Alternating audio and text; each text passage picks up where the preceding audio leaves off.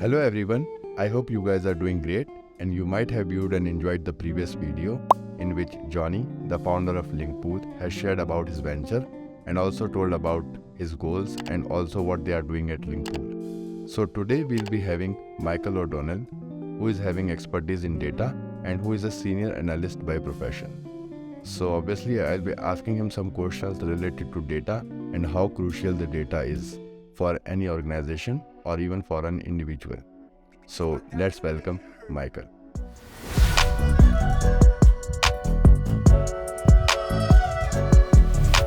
Hey Michael, thanks for joining in. I hope you are doing great. I'm Lee. Thank you. Thanks for having me. Okay, great. So first of all, I would basically like you to introduce yourself to the audience, like what you are doing and all. That's you know what? That's one of the hardest questions I find to answer.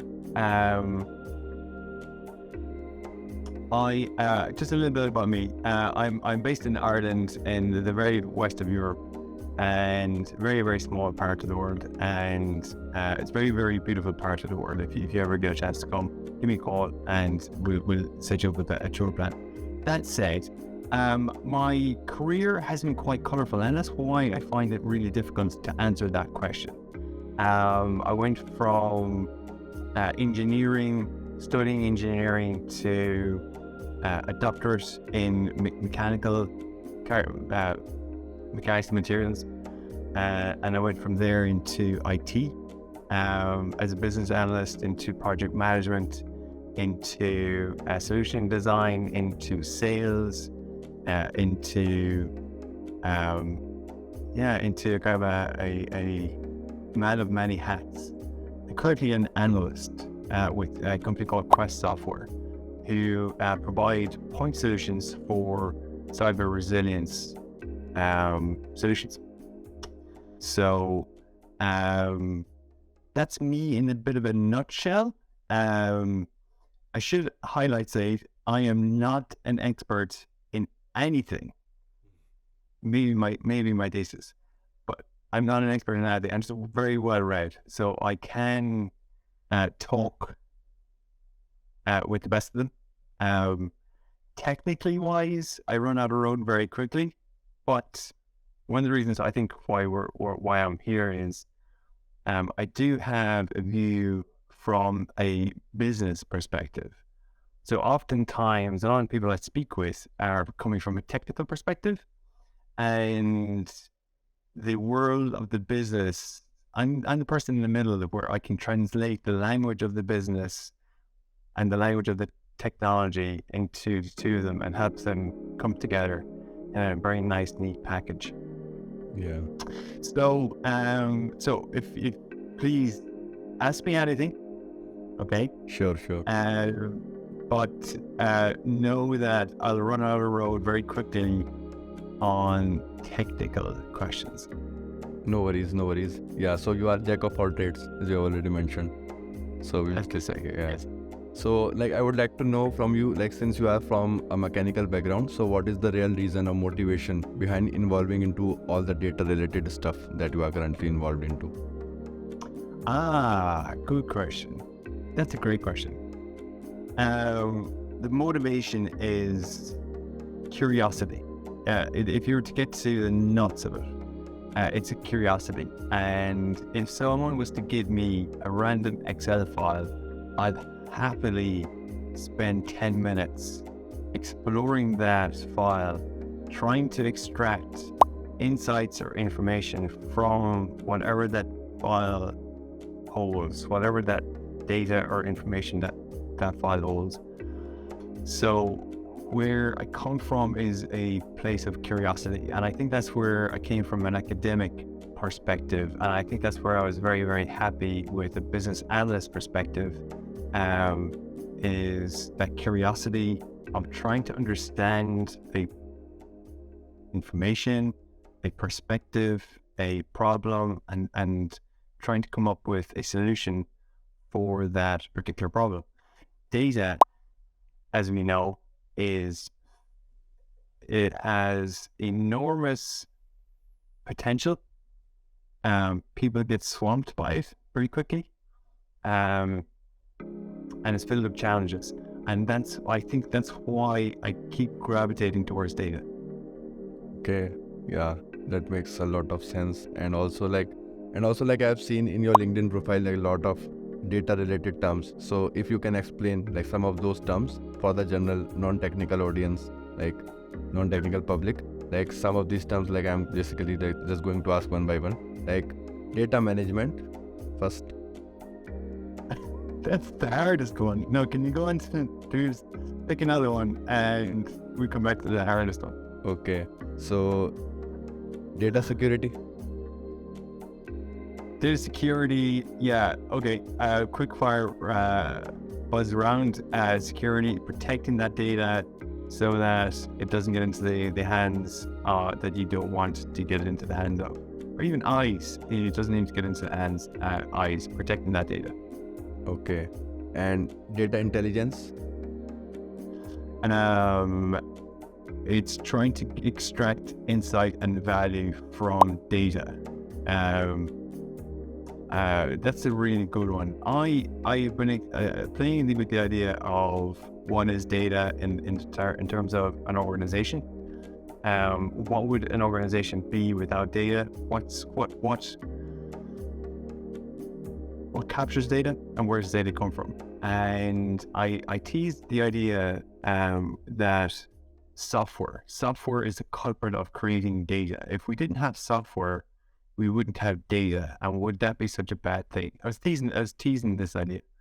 And so if you go back to the 50s and 60s, earlier 40s and so on, you didn't have software, but does that mean you didn't have data? Yes, you did. It was just on pieces of paper, and you just weren't able to make use of it as quickly as we do today. So data has always been with us. So data intelligence is about extracting insight and value from the data that we always have, and just being able to make decisions, better decisions and quicker decisions. Okay, and what about data integrity? Integrity, that's for your database technologist. So when you look at from a DBA perspective, a database administrator perspective, he's the guy that maintains the database. He's the guy that gives out when somebody wants access to a database, or he's the guy that gives out maybe that's an Irish phrase, is cross when when there's a performance issue or something needs to be changed within a database. The DBA, he cares about confidentiality, integrity, and availability.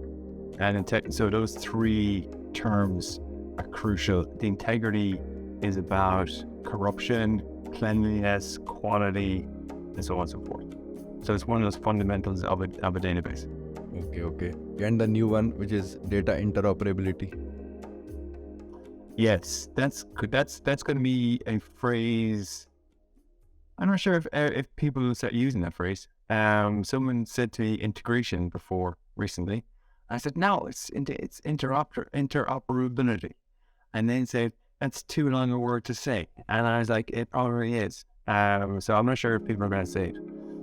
That's the world of shared information, not duplicating information and sharing that information, and having applications or databases or systems being able to access that information, but also that it's a common language as well, so that you quickly access this information. Okay. Yeah, that makes a lot of sense. So like back to the first one. So for example, a really good example is in a hospital. Hospitals always hospital IT and strategists will always talk about semantic interoperability and a hospital. They always come together because you've got different systems, different functions, different applications coming together and looking at the same information. Your patient health record, a radiographer, a doctor, a nurse, a pharmacist, they all need access to that information. And if one file system is speaking a different language to another file system, then that's not interoperable, and that's going to be really inefficient. Okay, so like it's kind of like a hierarchical approach, modular, you can say. Modular. Central. I suppose there's different models there, yeah. But I think that's why people are focusing in on the idea of making data interoperable. Okay, so like back to the first one, data management, that you kind of. That's a very bold stroke view. And if I go back to the essence of a company, data management speaks to the value chain, the data value chain, going from capture and source to output and decision, perhaps. And that entire value chain, what needs to change, who uses it, who consumes it, where does it get captured, where does it get consumed, or what are the underlying resources to support that value chain, your network, your infrastructure, your databases, your application, your people, your process. That is all captured by data management. So it's quite a broad term. It's not a very slim term like the other terms.